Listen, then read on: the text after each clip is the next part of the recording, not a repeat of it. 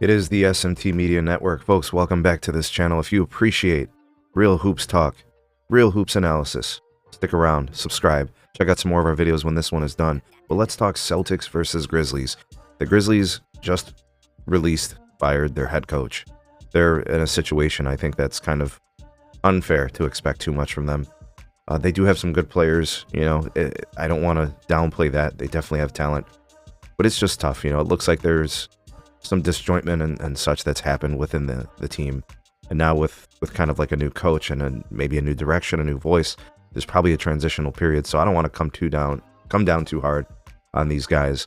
But I think it's fair to have expectations, and I think this is a situation where for the Celtics, they're just hot as hell. Like I think they've won 9 in a row or something like that. They're on a very lengthy winning streak, and that's exactly what you want. But to talk about this game, the Celtics actually didn't come out in a good position. I think their first quarter was probably their weakest of the game.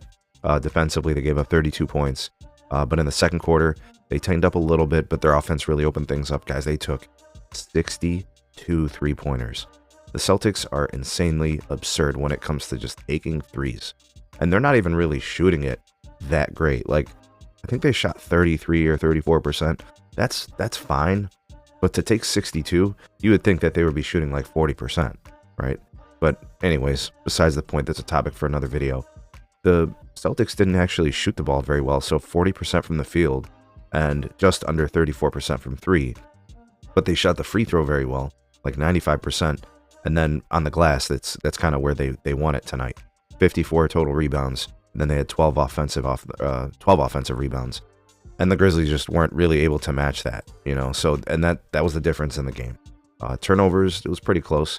The Grizzlies actually took better care of the ball. That could be a positive indication for this team, as they kind of transition with their new coach, a new philosophy possibly, right? But looking at the score, 117 to 103, the Grizzlies offensively just couldn't match wits with the Celtics, who have quite a few weapons, to kind of look at some of those outputs from some of the players. Jason Tatum, as steady as they go, right? 25 points, 10 of 24 shooting. He was 2 of 11 from 3. Not a good shooting night, but he impacted the game. He had 14 rebounds, a couple offensive, and then he had 2 assists. 4 turnovers, a little high for him. Kristaps Porzingis, 19, 3 of 5 shooting from 3, 7 of 14 overall. Interestingly, he only had 5 boards, but he did have 5 assists. He had 3 turnovers. Drew Holiday, a nice game, 18 points, 5 of 10 shooting, 4 of 6 from 3. He also had 7 assists and 7 rebounds. Derek White, 14 points. He had 8 rebounds and 10 assists and 2 blocks. Fantastic defender. Very, very good player. Al Horford was big off the bench, 26 points, 6 of 13 from 3. Man, you are in good shape when Al Horford is hitting 6 out of 13 threes. And then from the Grizz, 20 points from Jaren Jackson, 10 from Jalen Wells, only 4 from Edey, 26 from Ja Morant, 12 from Desmond Bane, and off the bench, Santi Aldana with 21 points. And to just kind of wrap up this video and why I made the video in the first place, it wasn't really about the game. I wanted to give you guys the updates just so you guys know what's going on with these two teams. But really what I want to discuss is the standings. I'm looking at the Boston Celtics, who are a very, very hot team right now.